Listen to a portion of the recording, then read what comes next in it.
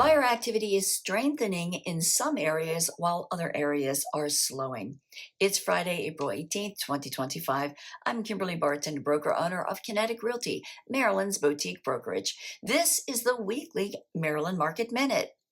The Baltimore metro area saw buyer demand rise 12.8% from last month, but is down 2.2% from last year this time. The southern Maryland market has been slowing in Saint Marys and Calvert counties, while Charles County is moderate. The mountain region is experiencing high buyer activity in Washington County, while Allegheny and Garrett counties are slow.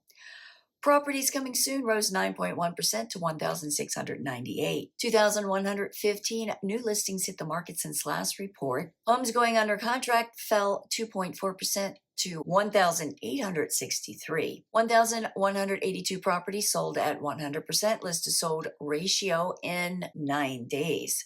Rental properties rose to 2,402 properties for lease. This report priced at $2,400 median dollars per month. That's your wrap for Maryland, a market minute for Friday, April 18th, 2025. Stay safe. I'll see you next Friday. Take care.